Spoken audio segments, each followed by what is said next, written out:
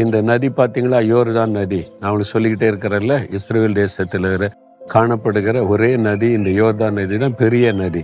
சின்ன சின்ன கிளை நதிகள் எல்லாம் இருக்கத்தான் செய்கிறது. இந்த நதி எர்மோன் மலையிலிருந்து புறப்படுகிறது. எர்மோன் மலையில் எப்பவுமே இமயமலை மாதிரி பனிக்கட்டிகள் நிறைந்திருக்கும். அது உருகி தண்ணீராய் வந்து இங்கே உள்ள கலிலேயா கடலில் வந்து அந்த தண்ணீர் கலக்கிறது. மறுபடியும் கலிலேயா கடலிருந்து இது நதியாக புறப்பட்டு சவக்கடலில் போய் கலக்கிறது. இந்த கலிலேயா கடல்ல இருந்து இந்த நதி புறப்படுதல் அந்த இடம் தான் இது. இந்த இடத்துல வரக்கூடிய மக்கள் ஞான ஸ்நானம் பெற்றுக்கொள்வதற்கு இந்த மாதிரி வசதியெல்லாம் செய்து வைத்திருக்கிறாங்க.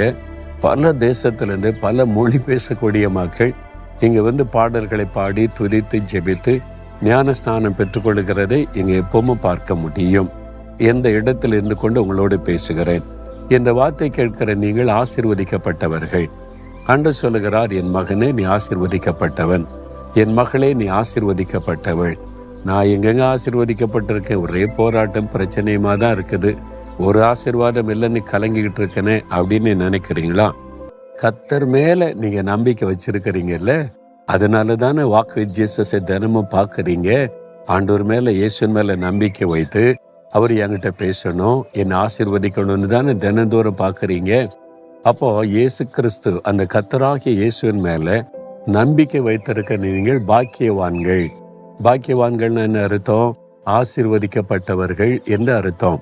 அப்ப நான் சொன்னது கரெக்ட் தானே? ஆண்டவர் சொல்றார், என் மகனே நீ ஆசீர்வதிக்கப்பட்டவன், என் மகளே நீ ஆசீர்வதிக்கப்பட்டவள், நீ பாக்கியவான், நீ பாக்கியவதி.